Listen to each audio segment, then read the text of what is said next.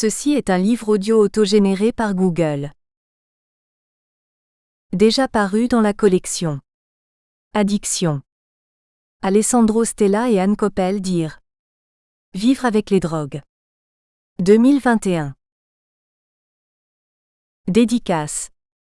Pour ma femme, Monique Prime qui me supporte depuis 40 ans, pour Victor Lebovici, mon professeur bien-aimé, pour Daniel Prime qui connaît plein de choses, à Jean-Claude Pollack pour ce qu'il sait. Exergue. Une société sans drogue, ça n'existe pas. Nicole Maestracci, ancienne présidente de la mission interministérielle de lutte contre la drogue et la toxicomanie de 1998 à 2002. Préface. J'ai rencontré Bertrand Lebovici Lebeau, il y a une vingtaine d'années. Je savais qu'il avait milité avec ardeur, dans les années 90, pour la réduction des risques liés à l'usage de drogue et pour les traitements de substitution opiacés.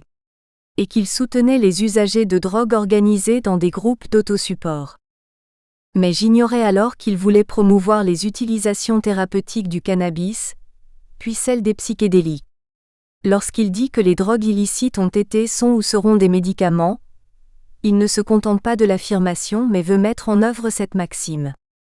Comme addictologue, il est bien placé pour savoir que les drogues peuvent provoquer des dommages mais elles peuvent aussi se révéler d'une grande utilité. Bref, il ne suffit pas d'affirmer que la drogue c'est de la merde. L'affaire est un tout petit peu plus compliquée.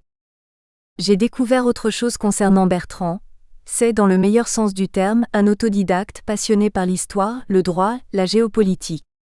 Le médecin a consacré l'essentiel de son temps à prendre en charge des personnes qui veulent diminuer ou cesser des consommations, à la fois lourdes et pérennes. Mais le citoyen, lui, s'intéresse aux politiques des drogues. Son livre est un plaidoyer pour des politiques moins contre-productives, et une critique acerbe de la prohibition punitive. Il rejoint en cela un courant qui ne cesse depuis 20 ou 30 ans de monter en puissance devant un désastre qui n'est pas seulement de santé publique mais aussi de sécurité publique. Il suffit de songer à la violence qui règne dans un pays comme le Mexique autour du trafic de cocaïne. Une violence qui fait des dizaines de milliers de morts tandis que la corruption mine les fondements même de la démocratie et de l'état de droit. À l'avenir, il faudra aussi se méfier du danger inverse et que vient illustrer la tragique crise américaine des opioïdes. Car elle a commencé, via la prescription médicale, par une explosion de l'offre de médicaments comme l'oxycodone, que de grands laboratoires promouvaient par tous les moyens, y compris la corruption de certaines élites médicales. Lorsque des drogues, comme les opioïdes, font l'objet d'un commerce mu par la seule âpreté au gain et reposant sur le mensonge, cela peut être aussi une catastrophe. Des politiques des drogues efficaces et respectant les droits de l'homme doivent accorder une place éminente à la réduction des risques et à la santé publique. Et elles doivent éviter deux écueils inverses. La prohibition punitive d'une part, un modèle sans régulation de vente et d'achat de l'autre. Le grand mot, on l'aura compris, c'est régulation. Bertrand Lebovici Lebeau explore cette question dans la seconde partie de son livre. Persuadé que les bonnes politiques doivent être construites par groupes de substances, il consacre un chapitre au tabac, à l'alcool, aux opiacés, au cannabis, aux psychédéliques et enfin aux stimulants. La première partie, elle, est consacrée aux usages de drogue, à la réduction des risques et à l'addictologie. Ce livre, nous avons tous rêvé de l'écrire mais c'est Bertrand qui l'a fait. Il est d'autant plus légitime qu'il est à la fois un acteur de cette histoire et un conteur hors pair. Je savais qu'il écrivait bien pour l'avoir lu de nombreuses fois, mais le découvrir dans un recueil de plusieurs centaines de pages est un véritable régal. J'espère que son livre saura intéresser un large public, et qu'il aidera à faire avancer l'idée qu'une profonde réforme des politiques des drogues est un enjeu majeur et urgent. Professeur Amine Benyamina. Avant-propos.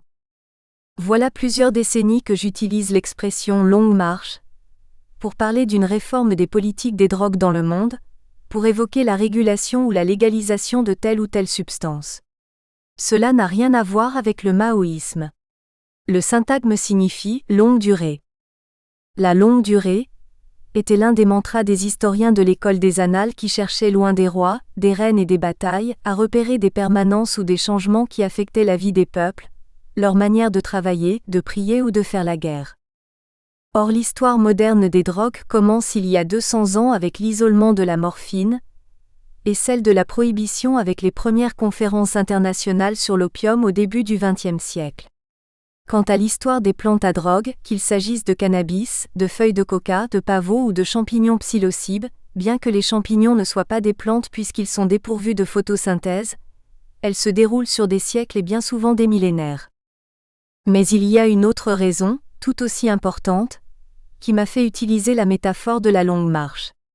C'était un moyen de ne pas céder au découragement tant la prohibition semblait solidement établie et indestructible, comme l'URSS jusqu'en 1989. Un exemple. Il y a encore 10 ou 15 ans, je pensais que je ne verrais jamais la légalisation du cannabis, ne fût-ce que dans un seul pays. Mon pessimisme m'avait égaré. C'est en partie pour cela que la réduction des risques, RDR, était et reste si exaltante.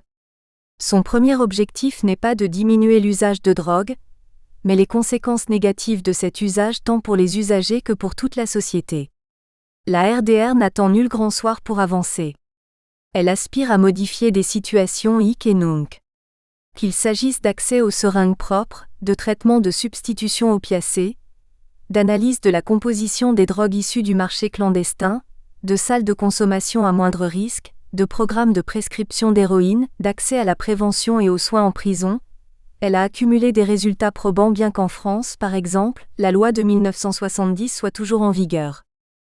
Reste à savoir si les succès de la RDR se limitent à la santé publique, ou si elle joue aussi un rôle important dans cette longue marche vers la fin des formes les plus caricaturales de la prohibition. Introduction. La drogue, c'est le crime. C'est le credo qui fonde la politique mondiale des drogues et que résume l'Office des Nations Unies contre la drogue et le crime, ONUDC. Comment contester d'ailleurs l'omniprésence des organisations criminelles dans le trafic de drogue ? Il s'agit en réalité d'une confusion majeure entre drogue et prohibition des drogues. D'après le politiste américain Ethan Nadelman, qui plaide pour une réforme des politiques des drogues, le plus grand obstacle au changement est cette confusion entre les problèmes qui découlent de l'abus de drogue en soi et ceux qui découlent des politiques prohibitionnistes. Si les drogues sont aux mains des mafias, c'est parce qu'elles ont été interdites. Prenons l'alcool par exemple. Toutes les classifications récentes présentent l'alcool comme l'une des drogues les plus dangereuses tant pour la santé des individus que pour la société. Bagarres, violences intrafamiliales, accidents de la route, accidents de travail. Il faudrait donc l'interdire. C'est ce qu'ont tenté certains pays comme la Russie, 1914 à 1925, ou la Finlande, 1919 à 1932. Mais la prohibition de l'alcool est d'abord américaine. Après un long processus, l'État du Maine interdit l'alcool dès 1851. Les États-Unis votent la prohibition de toute boisson alcoolique en 1919. Dans les années qui suivent, les complications chroniques liées à l'alcool diminuent fortement et les lits d'hôpitaux se vident. Le remède est pourtant pire que le mal. Le crime organisé s'empare de ce nouveau marché tandis que toutes sortes d'alcools frelatés provoquent des complications aiguës, décès, cécité, maladies neurologiques. 15 ans après, en 1934, la prohibition est abolie. D'autant qu'après la fin de la Première Guerre mondiale, tout le monde avait envie de faire la fête durant les Roaring Twenties, l'équivalent des années folles en Europe. Et qu'après la crise de 1929, l'État avait cruellement besoin de taxes. La situation actuelle peut se résumer facilement.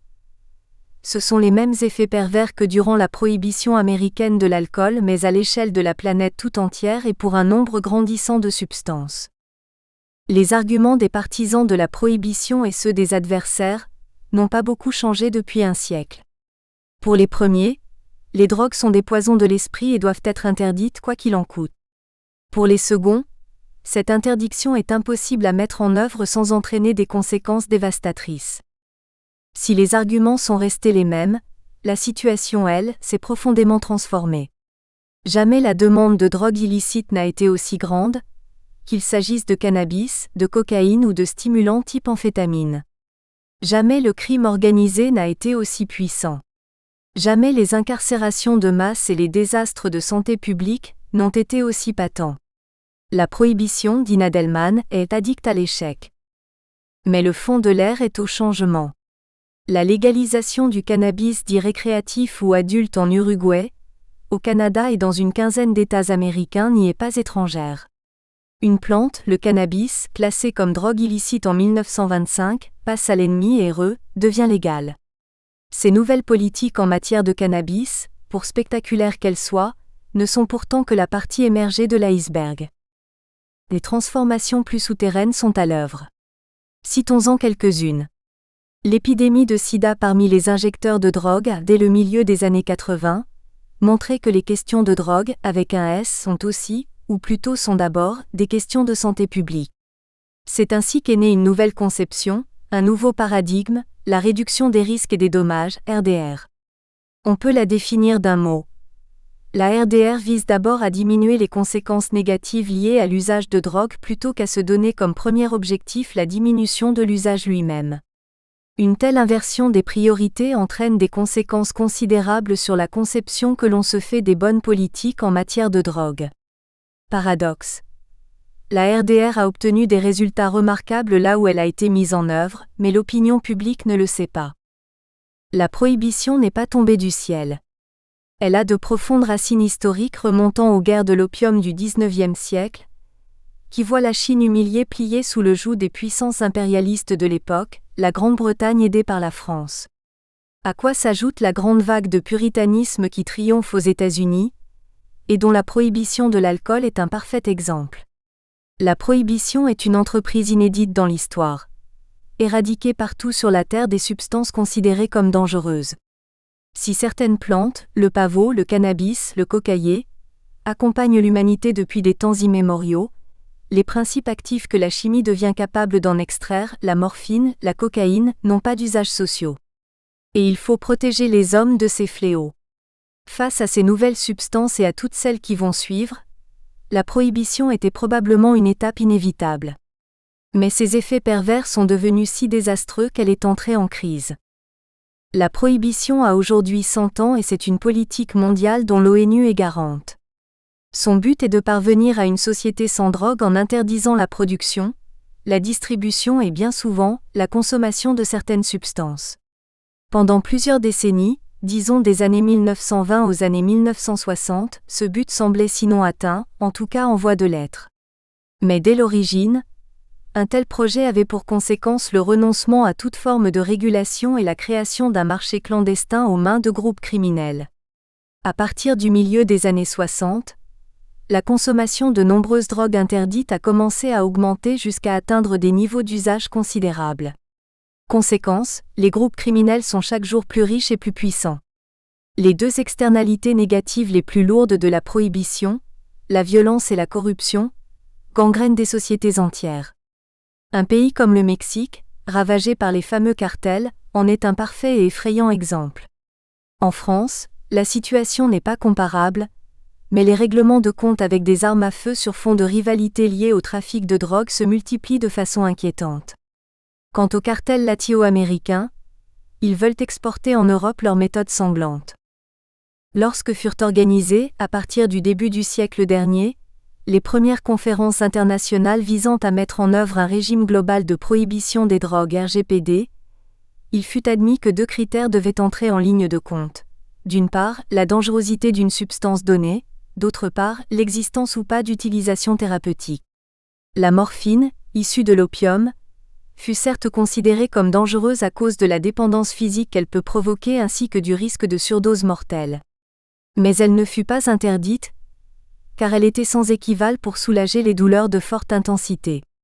Sa prescription médicale fut néanmoins strictement encadrée.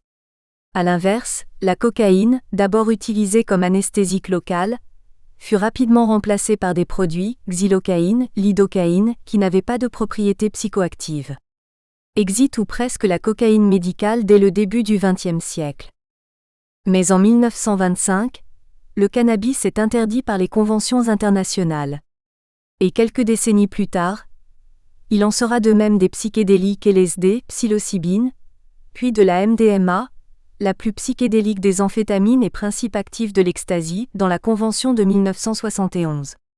Or le potentiel thérapeutique, tant des cannabinoïdes que des psychédéliques et de la MDMA, est considérable. Comment sortir de cette impasse? Reste le bilan de la prohibition. Même les prohibitionnistes convaincus ont de plus en plus de mal à le défendre.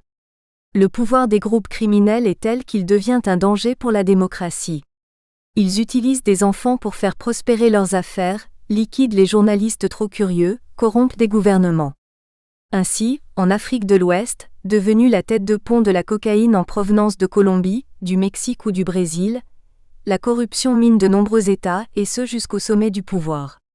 Les sommes colossales issues du trafic peuvent servir à alimenter le terrorisme et ou le trafic d'armes. Enfin, les paradis fiscaux ruinent pratiquement toute possibilité de lutter contre l'argent sale. Quant aux usagers, ils sont les premières victimes de la guerre à la drogue qui, dans les faits, est devenue une guerre aux drogués. Il ne s'agit pas de légaliser toutes les drogues ni d'en faire des marchandises comme les autres. Les dérivés du fentanyl, un opioïde surpuissant qui a provoqué des dizaines de milliers de morts en Amérique du Nord depuis la fin des années 90, ou la méthamphétamine, un stimulant largement présent sur le marché noir en Asie et sur la côte ouest des États-Unis, n'ont pas vocation à être mis en vente dans les supermarchés. En revanche, le cannabis et la feuille de coca pourraient être légalisés, de même que les utilisations thérapeutiques des psychédéliques, puis leurs utilisations récréatives. Il s'agit donc de déconstruire prudemment et d'évaluer, tout en donnant la priorité à la santé publique et aux droits de la personne. Il serait très dommage, la loi du balancier aidant, que la prohibition laisse place au business as usual du capitalisme marchand avec promotion par la publicité et conquête du marché par de puissants groupes, tandis que les États engrangeraient de substantielles taxes. Ce modèle a été et reste bien souvent celui du tabac et de l'alcool. Et on sait où il a mené. D'où le maître mot des réformateurs, régulation. Régulation contre la prohibition punitive, mais aussi contre le capitalisme sauvage. Le grand militant et théoricien marxiste Antonio Gramsci était convaincu que la victoire politique n'était possible que précédée par l'hégémonie culturelle. Les mouvements qui prônent une réforme profonde des politiques des drogues n'en sont pas encore là. Mais leur voix se fait désormais entendre, et l'idée qu'il existe des alternatives à la situation désastreuse qui prévaut fait son chemin. Allons donc y voir de plus près. Chapitre 1 Intensité, répétition, quantité. Songeons un peu au programme qu'il s'imposait pour une seule journée de 24 heures. 2 paquets de cigarettes, des boyards papier maïs et de nombreuses pipes bourrées de tabac brun, plus d'1 litre d'alcool, vin, bière, alcool blanc, whisky, etc. 200 mg d'amphétamine, 15 g d'aspirine, plusieurs grammes de barbiturique, sans compter les cafés, thés et autres graisses de son alimentation quotidienne. Annie Cohen-Solal, Sartre 1905 à 1980 Gallimard, 1985, page 485. Chacun connaît cette image d'Épinal, vue dans tant de westerns. L'Indien apporte ses fourrures au visage pâle et les échange contre de l'eau-de-vie. Il vide ensuite la bouteille au goulot et s'effondre ivre-mort.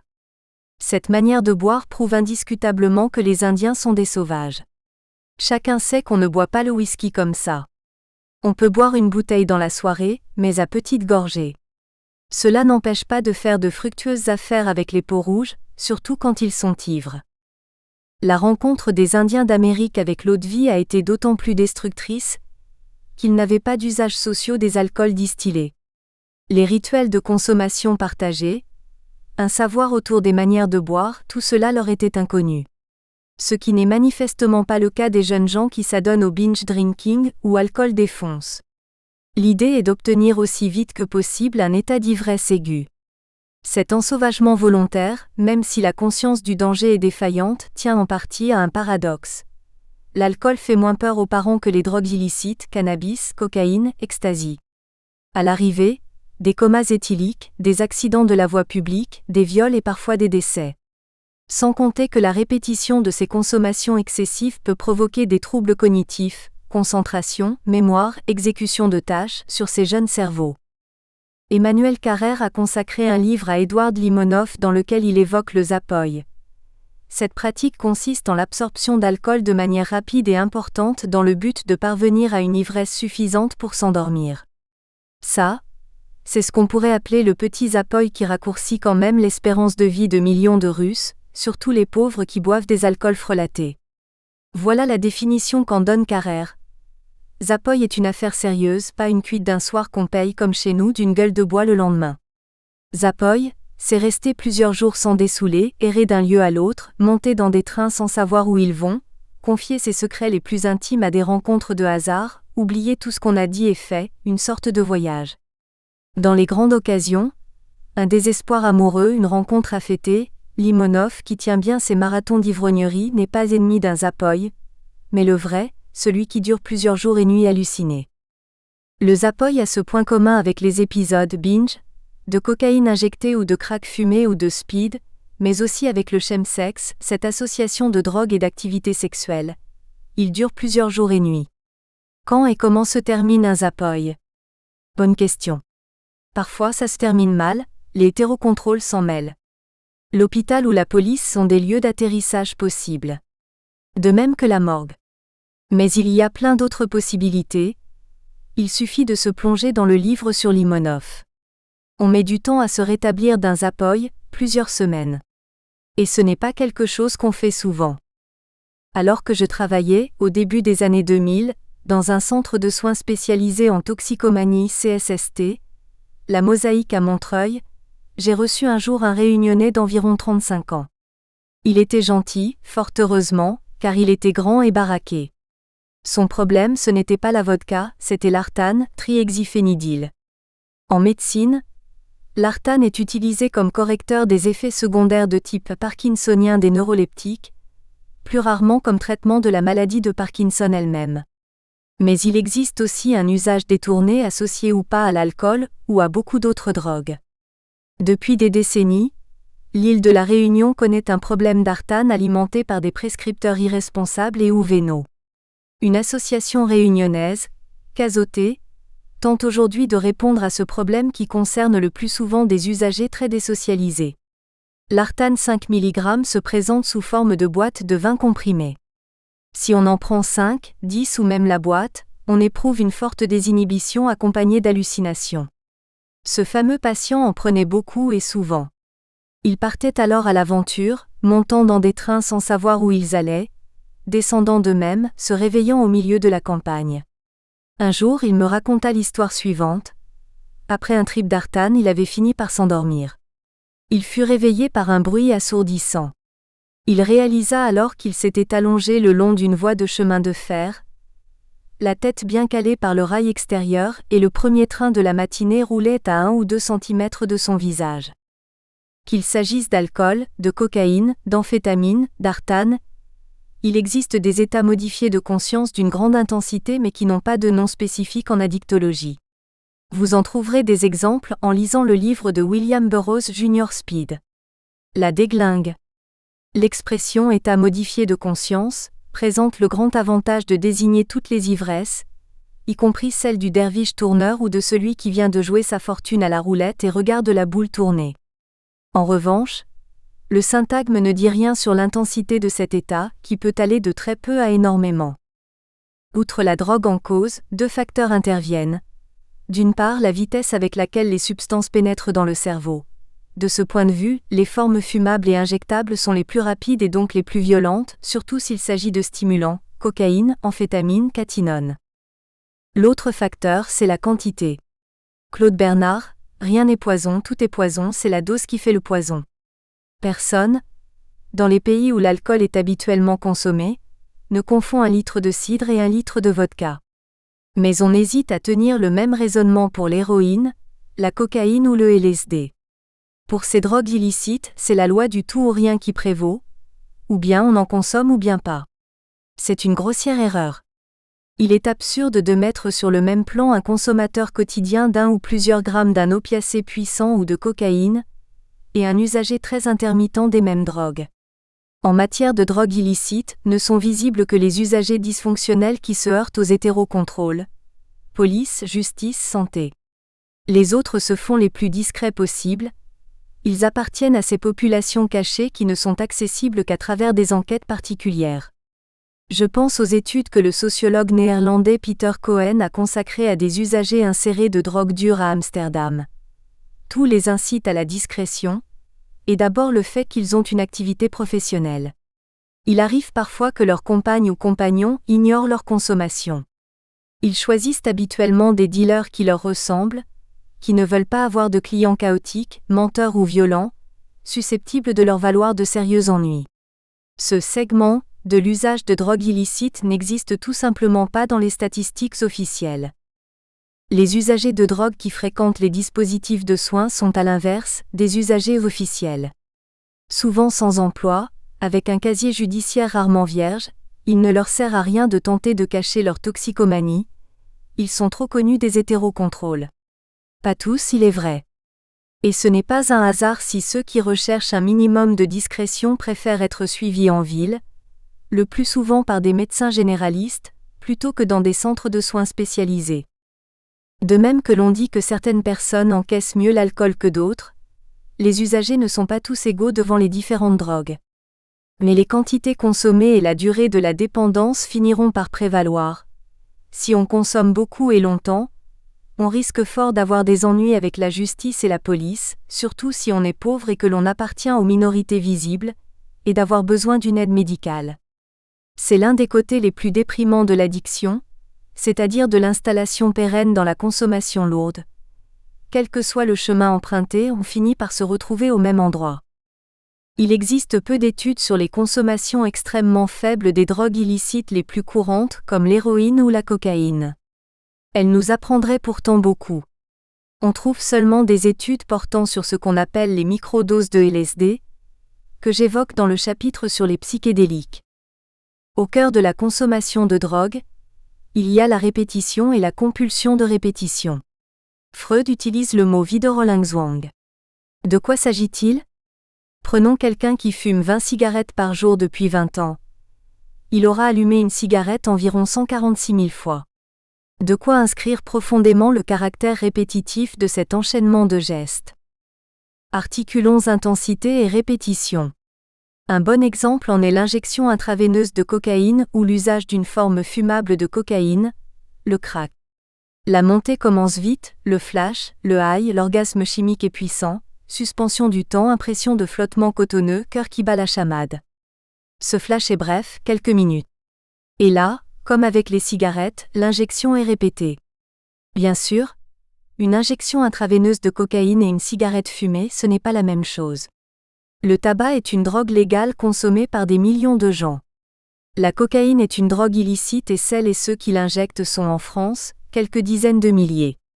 Mais au high de nicotine que provoque une cigarette, correspond le flash de cocaïne injectée. Et dans les deux cas, l'usager court après ce high. Durant une période de consommation frénétique de cocaïne appelée binge, qui peut durer plusieurs jours et plusieurs nuits et ne s'arrête souvent que lorsqu'il n'y a plus de cocaïne, un usager peut injecter toutes les demi-heures. Outre le fait que si plusieurs personnes injectent dans le même endroit, il est facile de partager involontairement une seringue, il devient de plus en plus difficile de pratiquer une injection à cause des tremblements que provoque la cocaïne, à cause de la fatigue aussi, y compris visuelle. Et une fois le binge terminé, il faut gérer la descente, ce qui suppose habituellement la consommation de donners, des opiacés, de l'alcool, du cannabis, des benzodiazépines, BZD. On aperçoit bien le fil rouge entre le zapoy et les binges de cocaïne injectée ou de crack fumé. On est dévoré par l'excès et on ne s'arrête que quand on tombe.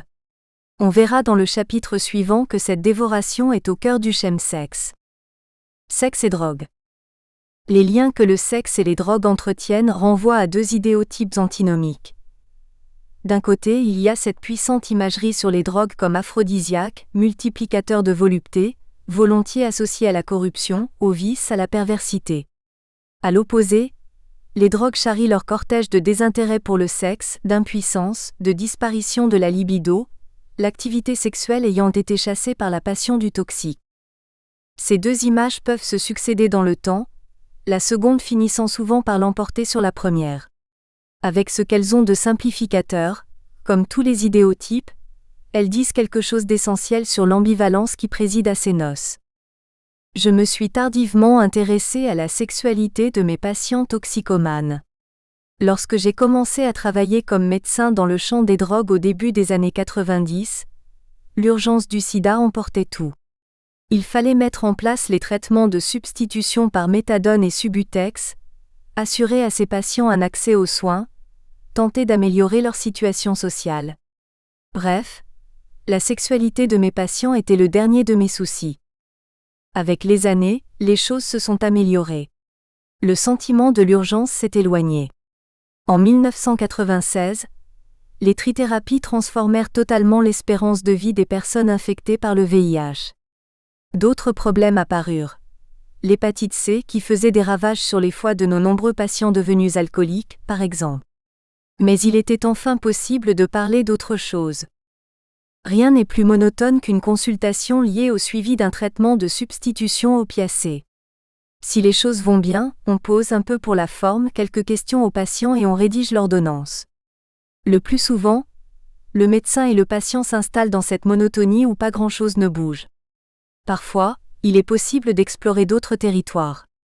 On ne sait jamais très bien avec qui cela aura lieu. Sans l'avoir vraiment décidé, j'ai commencé à parler de vie sexuelle avec les garçons, qui étaient presque tous hétéros. Certains me racontaient que ce qu'ils avaient aimé dans l'héroïne, les premières fois qu'ils en avaient pris, c'est qu'ils n'étaient plus éjaculateurs précoces. Plusieurs m'affirmèrent qu'ils continuaient à en prendre d'abord pour cette raison. Les opiacés ont tous cette propriété de retarder voire d'empêcher l'éjaculation. La plupart me disaient avoir conservé une vie sexuelle plusieurs années après le début de l'héroïne. Mais tous ou presque après 1 ou 2 décennies d'usage, n'avaient plus de désir sexuel. À partir de 1995, ils avaient une autre bonne raison malheureusement de n'avoir plus de vie sexuelle, et c'était vrai des garçons comme des filles, la méthadone tardivement utilisée en France. C'est son effet secondaire le plus gênant. Tous les opiacés diminuent la libido. C'est particulièrement vrai de la méthadone, un opiacé lourd, peu euphorisant mais à longue durée d'action. Cela dépend du dosage, mais aussi de l'âge de la personne. À partir de 60 mg par jour, une dose moyenne, l'effet est net, à 80 ou 100 mg le désir sexuel est très diminué, au-delà de 100, il n'existe pratiquement plus. C'est d'abord de cela que je me suis mis à discuter avec certaines patientes. Peut-être était-ce plus facile de parler avec elles de la disparition de la jouissance, plutôt que de la jouissance elle-même. Pour certaines, c'était un problème parce qu'elles se sentaient harcelées par leurs compagnons, pour peu qu'ils ne soient pas sous méthadone, ce qui arrivait bien sûr. L'une d'entre elles, et qui n'avait pas l'habitude de parler aussi crûment, m'avait expliqué qu'elle laissait son mec se vider les couilles, de temps en temps, sans éprouver le moindre plaisir à ce qui était manifestement une corvée. Un jour, j'ai vu un patient pour la première fois et comme j'en avais l'habitude, parmi les nombreuses questions que je lui posais, je lui demandais s'il avait un traitement médicamenteux. Il me dit qu'il prenait du Deroxate, un antidépresseur de la famille du Prozac. La posologie élevée me surprit, 3 par jour. Le patient m'expliqua alors qu'il avait eu une prescription de Deroxate 1 ou 2 ans avant pour une dépression, et qu'il avait immédiatement constaté que ses éjaculations étaient moins précoces. Il avait continué à prendre ce médicament, dans ce seul but. Et avec 2 prescripteurs, il avait ce qu'il lui fallait. Mais ce qui est vécu comme un bénéfice par les éjaculateurs précoces, est plutôt un désastre pour ceux qui ne le sont pas. Imaginons que nous disposions tous d'un capital de jouissance ou de plaisir à la naissance, et que les toxicomanes soient des personnes qui brûlent ce stock de jouissance vite, trop vite, en multipliant les orgasmes chimiques. Il arrive un moment où ils n'ont plus de désir, plus de libido, plus de capacité à se projeter dans l'avenir. Certains vieux toxicomanes sont anédoniques, avec un alpha privatif. Et comme on ajoute souvent à leur méthadone une benzodiazépine, BZD, donc mieux relaxante et ne facilitant pas l'érection, et un antidépresseur type Deroxate dont l'effet vient s'ajouter à celui de la méthadone, les traitements que l'on donne à ces patients viennent encore accentuer ce manque d'élan vital, de projet, de désir qui les caractérise en faisant disparaître la pulsion sexuelle et la source de plaisir qu'elle est pour beaucoup d'entre nous. On va bientôt voir que le chemsex modifie profondément ce tableau. La question de la modération. Ouvrons la seconde édition du droit de la drogue. Le chapitre 3 de l'introduction générale est intitulé « Théorie du droit de la drogue ». Il présente successivement la prohibition, la réduction des risques, la dépénalisation et enfin la légalisation contrôlée dont Francis Caballero, président du défunt mouvement de légalisation contrôlée, est un farouche partisan et un brillant théoricien. Les 34 pages consacrées à la légalisation contrôlée sont, en tout point, remarquables et diablement convaincantes. 3 fondements sont examinés, moral, sanitaire et social, économique. Au fondement moral, il est écrit: le fondement moral de la légalisation contrôlée peut se résumer en une éthique de la tolérance et de la modération. La tolérance est la concession que la société est prête à faire aux individus à la recherche du plaisir ou de l'ivresse. La modération est la condition qu'elle pose à l'exercice de leur nouvelle liberté. Dans une société démocratique, il n'existe pas de droit sans devoir. Le droit d'absorber toute substance de son choix pour se procurer des sensations comporte donc légitimement pour l'usager de drogue un devoir de modération. C'est l'essence même de la légalisation contrôlée. D'un côté, la société décide de légaliser les drogues, de l'autre elle s'efforce d'en contrôler les abus. Cette éthique de la tolérance et de la modération, tolérance vis-à-vis des usagers, modération des usagers eux-mêmes, a trouvé son application la plus convaincante dans un slogan dérivé de la loi Evin 1991. L'abus d'alcool est dangereux pour la santé, consommez avec modération. L'abus de cannabis est dangereux pour la santé, consommez avec modération, serait un bon slogan. Francis Caballero, qu'il me pardonne cet emprunt, voulait populariser Tu t'es vu quand t'as méfu, en écho au Tu t'es vu quand t'as bu, des campagnes contre l'alcool. Remplaçons cannabis par ecstasy, LSD, héroïne, cocaïne. Pourquoi pas? Mais il y a un moment où ça coince. L'abus de cocaïne injectée est dangereux pour la santé, shootez-vous avec modération. Ou bien l'abus de carfentanyl est dangereux pour la santé, n'en sniffez pas trop. Font sourire tant la cocaïne injectée ou le carfentanyl sniffé se marie mal avec la modération. Pour le dire autrement, l'éthique de la tolérance et de la modération suppose le problème résolu. Or, il existe des êtres humains qui ne sont ni tolérants ni surtout modérés, comme le montre l'exemple de l'alcool. Francis Caballero a tort de faire reposer son système, au demeurant préférable à la prohibition, sur la sagesse des individus. Il est bien plus raisonnable de développer la médecine des addictions pour ceux qui demandent de l'aide et de sanctionner sévèrement la mise en danger d'autrui, soit dans le cadre du travail, soit sur la route, soit dans la vie sociale et familiale, incivilité, nuisance, violence, tout en sachant que leur application risque d'abord de concerner les plus pauvres. En échange de la légalisation d'un certain nombre de drogues illicites, parmi lesquelles ne seraient ni la méthamphétamine ni les fentanyl mais le cannabis, la feuille de coca, les psychédéliques classiques, l'opium pour les personnes âgées, la société serait en droit de combattre farouchement les dommages causés à autrui. Un mot sur les riches et les pauvres. Certains légalisateurs américains ont proposé que les drogues soient légales pour les riches et les classes moyennes qui savent faire un usage modéré des substances, mais pas pour les pauvres décidément trop dysfonctionnels. C'est d'un cynisme affligeant, mais cela repose sur une vérité. Les pauvres protègent mal leur santé et le manque d'argent pour s'acheter des drogues les mène souvent à la délinquance et ou à la prostitution. Drogue à usage continu et discontinu. La distinction entre drogue à fort et à faible potentiel de dépendance physique en recoupe largement une autre entre drogue à consommation continue et à consommation discontinue. L'alcool, les opiacés, le tabac sont consommés quotidiennement dès qu'on en est dépendant. À l'inverse, les hallucinogènes et les stimulants sont nettement à consommation discontinue. Il existe certes des consommateurs quotidiens de LSD, qui indiquent d'ailleurs qu'ils doivent augmenter les doses, preuve qu'un phénomène de tolérance s'installe vite, mais ce sont de rares exceptions. Quant à la consommation continue de stimulants, elle est presque impossible. Il faut bien dormir et s'alimenter un peu. Même les gros consommateurs de crack finissent par tomber de sommeil après un binge de 2, 3 ou 4 jours et nuits sans dormir. Polyconsommation. Le pur junkie a-t-il jamais existé? Quoi qu'il en soit, en France, dans les années 70 et 80, un toxicomane sans autre précision était habituellement un injecteur d'héroïne. Et l'on attribuait peu d'importance à des usages qui semblaient anecdotiques. Cocaïne, alcool et médicaments psychotropes, le plus souvent des benzodiazépines, BZD. Ce n'est plus vrai aujourd'hui. La plupart des usagers sont des polyusagers, polyconsommateurs, polytoxicomanes. Et les overdoses ont souvent lieu dans un climat de polyconsommation. On remarquera que, à strictement parler, un co-consommateur d'alcool et de tabac est un poly, mais on joue alors sur les mots. Chez les jeunes en revanche, ce sont les mêmes qui fument des cigarettes, boivent de l'alcool et tirent sur des joints. C'est logique.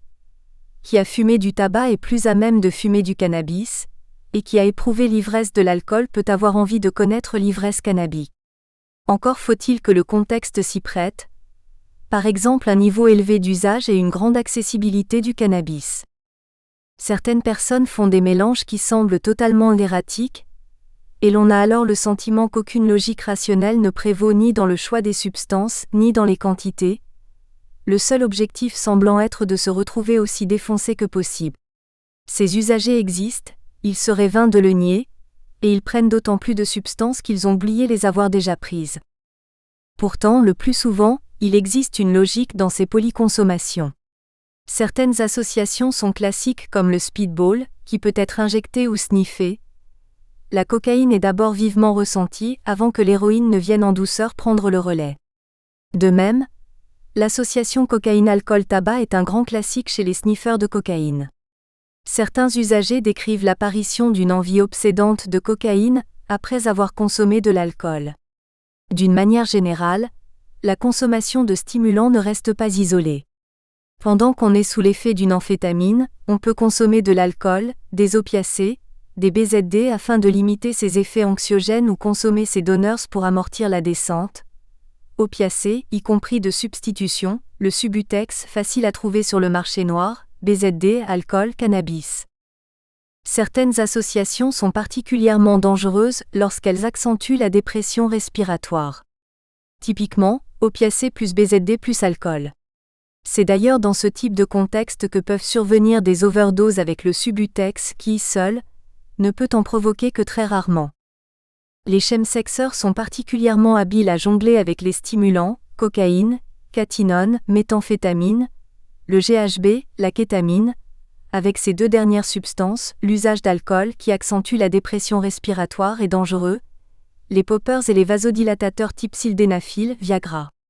La consommation de drogue doit être finement coordonnée avec l'activité sexuelle pour obtenir une érection, ou pour associer la montée de l'orgasme sexuel à la consommation, injectée chez les slammeurs, d'un stimulant.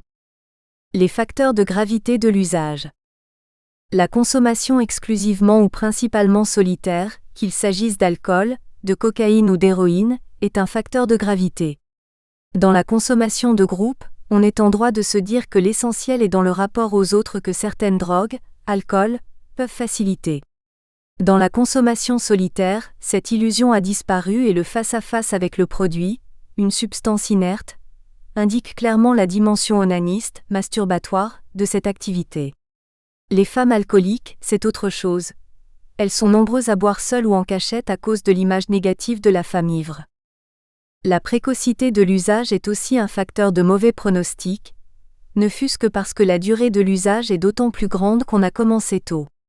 Mais il existe aussi un risque spécifique à consommer de l'alcool ou des drogues illicites à l'adolescence, une période de grand bouleversement et de maturation. Cette question, qui fait l'objet de nombreuses affirmations péremptoires, est en réalité mal connue. La désinsertion sociale, l'absence de logement, de travail, de vie de couple est un facteur de gravité parce que l'activité professionnelle et la vie sociale et familiale sont des garde-fous puissants. Par ailleurs, il est bien difficile de savoir si quelqu'un vit dans la rue parce qu'il est fou ou s'il est fou parce qu'il vit dans la rue. Le facteur de risque le plus important est l'association d'une maladie addictive et d'une maladie psychiatrique, ce que l'on appelle aussi une comorbidité ou un double diagnostic. Ces personnes auraient besoin d'une double prise en charge, psychiatrique et addictologique, et n'en ont parfois aucune, les addictologues les considérant comme des malades mentaux et les psychiatres comme des toxicomanes. Les prises de risque peuvent être importantes, par exemple chez un patient bipolaire en phase maniaque. Le trouble bipolaire est d'ailleurs la maladie psychiatrique la plus fréquemment liée à l'usage de drogue, alcool compris.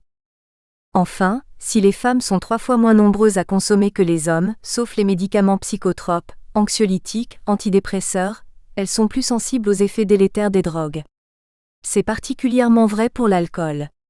Elles ont plus de risques d'être infectées par le VIH ou les virus des hépatites. Et la grossesse vient encore compliquer les choses. Dans certains centres, c'est le cas de la boutique ouverte par l'association Charonne rue Philippe de Girard dans le 18e arrondissement de Paris. Un espace uniquement dédié aux femmes est ouvert qui leur permet d'échapper, pour un temps, à la violence de la rue. Chapitre 2 S'injecter. Sherlock Holmes prit la bouteille au coin de la cheminée, puis sortit la seringue hypodermique de son étui de cuir. Ses longs doigts pâles et nerveux préparèrent l'aiguille, avant de relever la manche gauche de sa chemise. Un instant son regard pensif s'arrêta sur le réseau veineux de l'avant-bras criblé d'innombrables traces de piqûres. Puis il y enfonça l'aiguille avec précision, injecta le liquide, et se cala dans le fauteuil de velours en poussant un long soupir de satisfaction. Arthur Conan Doyle, Le Signe des 4, 1890. La politique de lutte contre la toxicomanie fondée sur l'idée selon laquelle il ne faut surtout rien faire pour faciliter la vie des toxicomanes, a provoqué des catastrophes sanitaires et sociales. Rapport de la Commission de réflexion sur la drogue et la toxicomanie présidée par le professeur Roger Henrion, 1995. L'injection de drogue est la forme la plus dangereuse, la plus stigmatisée mais aussi la plus minoritaire de l'usage de drogue. Elle fut pourtant à l'origine d'une immense révolution dans le champ de la prévention et du soin, lorsqu'elle rencontra le virus du sida au début des années 80. Tout ou presque en fut bouleversé. Alors que de nombreux pays interdisaient l'accès aux seringues propres, on finit par prendre conscience que cette interdiction favorisait le partage de seringues usagées et, via ce partage, la transmission du virus du sida d'un injecteur, IDU, injecting drug usé en anglais, à un autre injecteur ou à son ou ses partenaires sexuels, majoritairement des femmes. Elle pouvait alors transmettre le virus au bébé qu'elle portait, transmission dite verticale, à une époque où aucun traitement ne permettait de briser cette transmission. Cette période où la médecine, impuissante, comptait les morts ne prit fin dans les pays occidentaux, qu'à partir de 1995-96 avec l'arrivée des trithérapies. Les mentalités et les pratiques changent mais avec une lenteur parfois désespérante.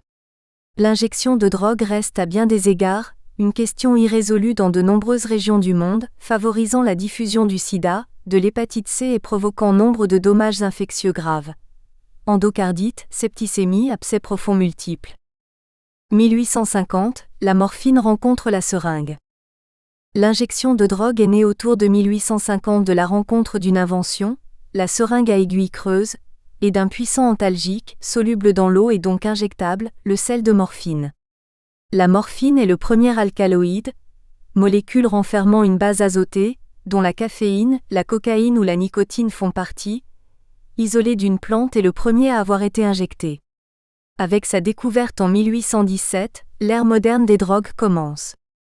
L'historien Jean-Jacques Ivorel raconte comment les médecins tentent d'abord d'introduire la morphine, à l'aide de lancettes, pratiquant scarification ou incision grâce auxquelles ils cherchent à faire pénétrer directement dans le sang les matières médicamenteuses.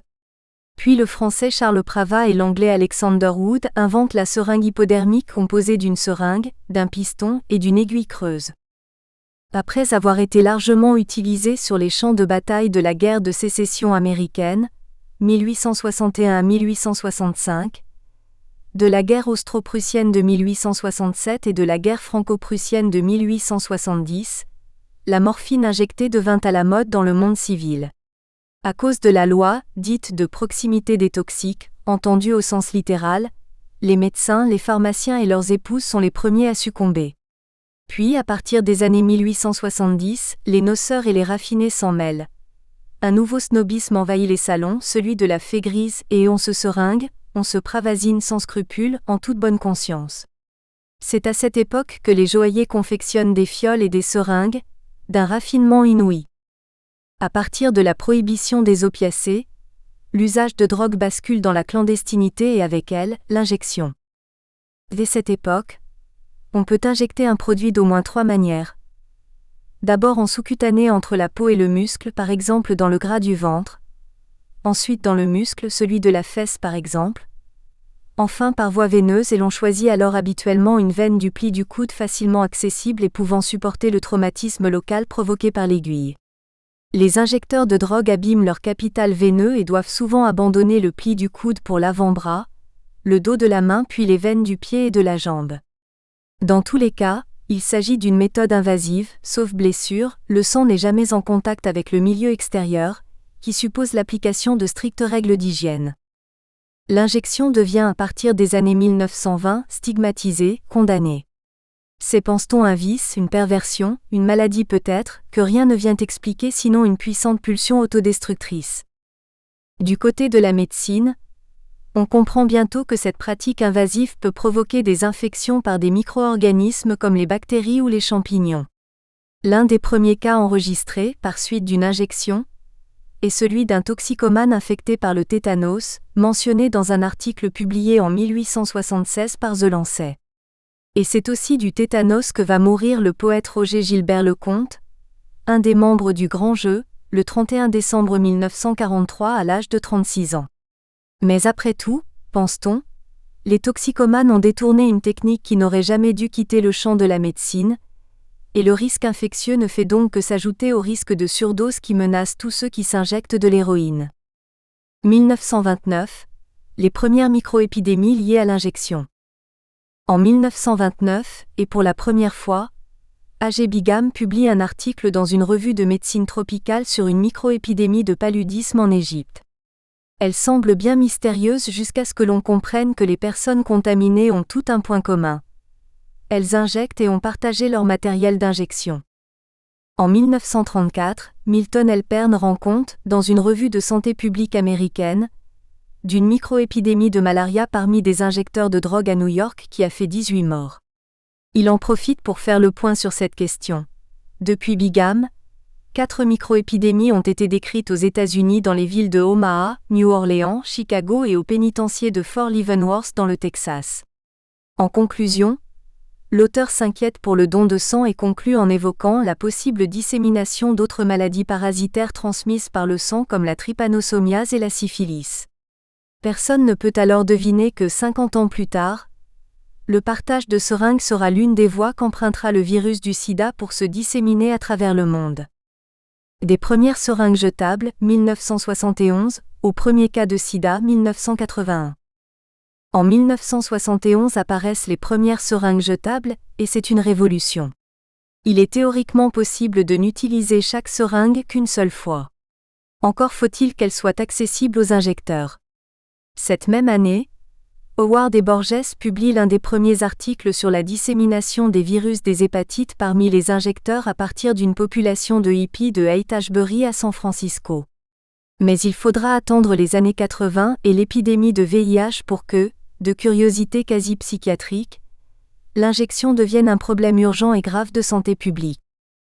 Dans les médias, le premier nom du sida fut GRID, Gay-Related Immunodeficiency, puis on parla des 4 heures, homosexuels, hémophiles, haïtiens, héroïnomanes. Or ce n'est pas héroïnomane, que l'on aurait dû écrire, mais injecteur, injecting drug usé, IDU, en anglais, car on peut être un injecteur exclusif de cocaïne ou d'amphétamine, alors que l'héroïne peut aussi être sniffée ou fumée. Mais à l'époque, l'héroïne était à ce point associée à l'injection que tout le monde savait qu'on parlait de junkies. Depuis que l'on a compris les modes de transmission du virus par contact sanguin, des milliers de pages, des colloques entiers, d'innombrables travaux ont été consacrés à l'injection. Non seulement on a incité les injecteurs à cesser de partager une seringue, et pour ce faire, on a autorisé ou réautorisé la vente de seringues et ou promu leur distribution gratuite dans le cadre de programmes d'échange de seringues, PES, mais on a impliqué les injecteurs eux-mêmes dans la prévention. La réduction des risques et des dommages, harm réduction, une nouvelle manière d'appréhender l'usage de drogue, un nouveau paradigme dans le champ des toxicomanies, est né au cœur de cette interaction VIH-injection, même si elle ne s'y limite pas. À travers brochures, photos, films, on promeut désormais le shoot propre.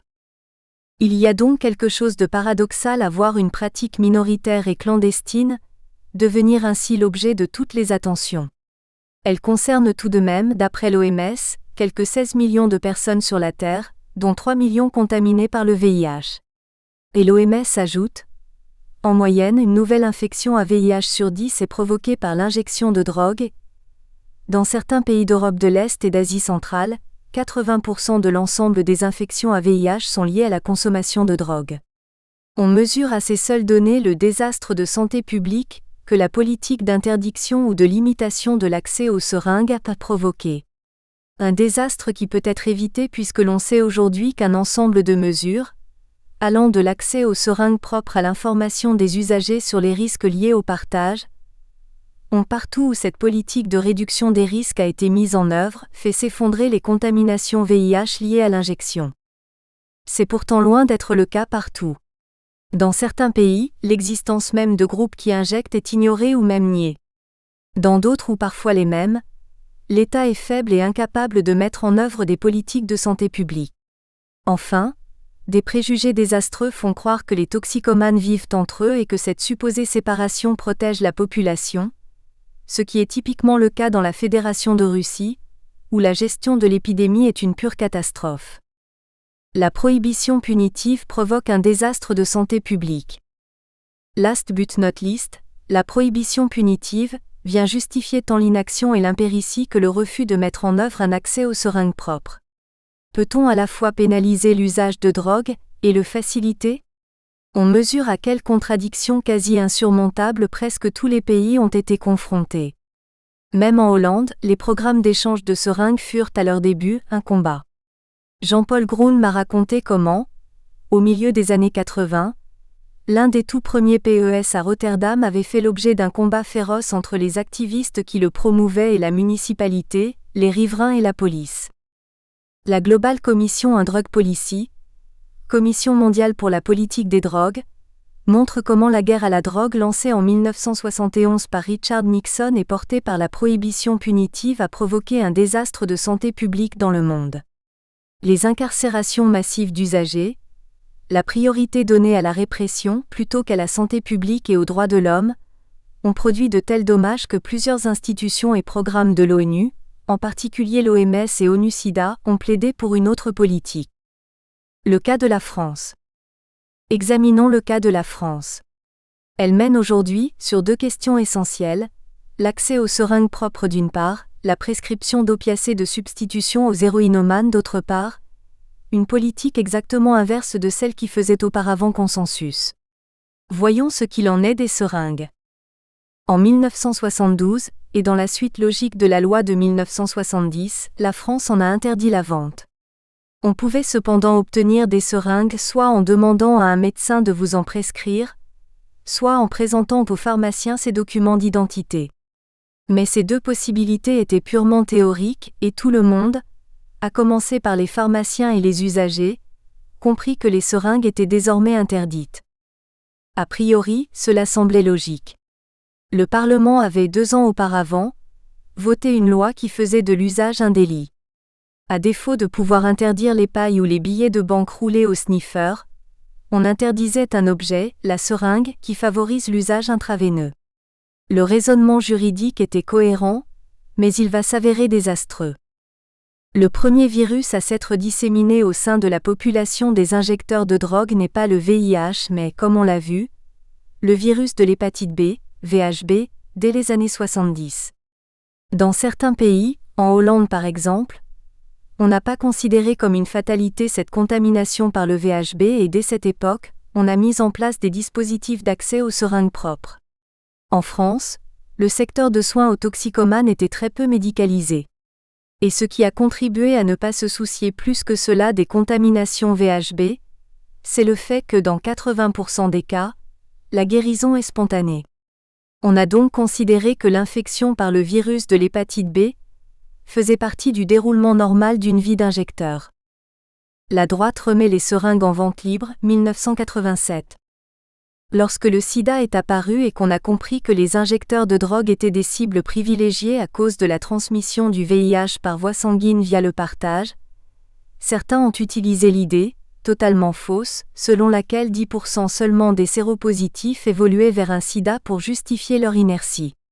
Et rétrospectivement, on reste songeur devant le fait que lorsque Michel Barzac, au printemps 1987, parvient à imposer le décret de mise en vente libre des seringues, Le ministre de l'Intérieur s'appelle Charles Pasqua. C'est donc un gouvernement de droite qui prend la première mesure urgente de réduction des risques. Et c'est une femme qui en est à l'origine. La gauche, paralysée par l'accusation de laxisme, n'a pas osé franchir le pas. Pendant près de 3 ans, de 1984 à 1987, cette question est discutée dans un climat de très grande confusion, qui montre combien la santé publique française est alors en retard sur de nombreux autres pays européens.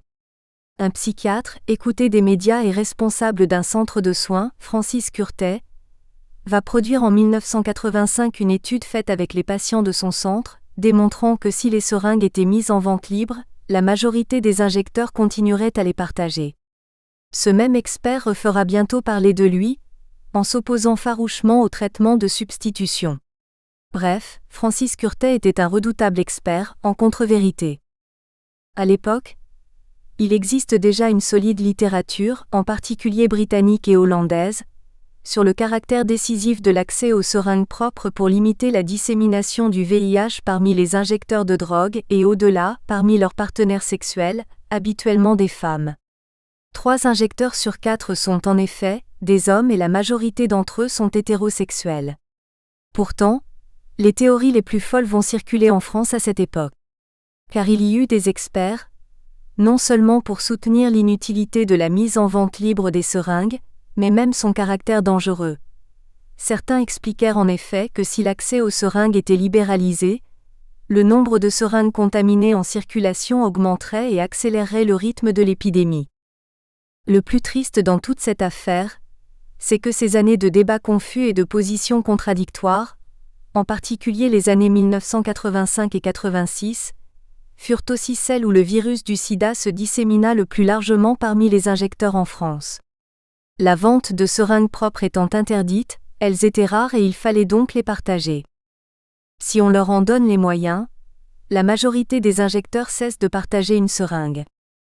Dès 1988, l'Institut de recherche en épidémiologie de la pharmacodépendance, IREP, dirigé par le psychiatre Rodolphe Ingold, montrait de manière convaincante que la moitié des injecteurs avaient renoncé au partage, c'est-à-dire avaient modifié très rapidement ce comportement qui était à l'origine de la dissémination du VIH. Et en 1992, l'IREP publiait une nouvelle étude qui montrait que 2 injecteurs sur 3 avaient renoncé au partage. D'où cette révolution. Pour autant qu'on leur en donne les moyens, les injecteurs de drogue sont en majorité désireux et capables de protéger leur santé. L'idée selon laquelle ils se fichent de savoir s'ils sont en bonne santé, malades ou morts repose sur un pur préjugé, parfaitement exprimé par Mirko Gormek, qui écrit, dans Histoire du sida, « À la différence des homosexuels très attentifs à l'information, les toxicomanes sont réfractaires aux campagnes d'éducation médicale. Leur problème fondamental est d'ordre psychologique. Comme le dit bien un psychiatre parisien, en se shootant ils jouent déjà avec leur vie et ils se moquent de celle des autres.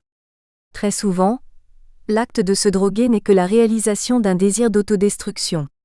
À cela s'ajoute l'action du stupéfiant sur le système nerveux central, pour faire de la victime insouciante un colporteur de la mort. Mirko, vous avez tout faux. Autre conséquence, les messages de prévention portés par les usagers eux-mêmes, ce que l'on appelle la prévention par les pairs, font la preuve de leur utilité. Les injecteurs ne sont pas seulement le problème, ils sont une partie de la solution. En 1995, la commission présidée par le professeur Roger Henrion publia un rapport qui reste aujourd'hui encore un document remarquable. Il y est écrit « La politique de lutte contre la toxicomanie, fondée sur l'idée selon laquelle il ne faut surtout rien faire pour faciliter la vie des toxicomanes. » Nous espérons que vous avez apprécié cet aperçu. Pour continuer à écouter ce livre audio sur Google Play Livres, utilisez le lien dans la description de la vidéo.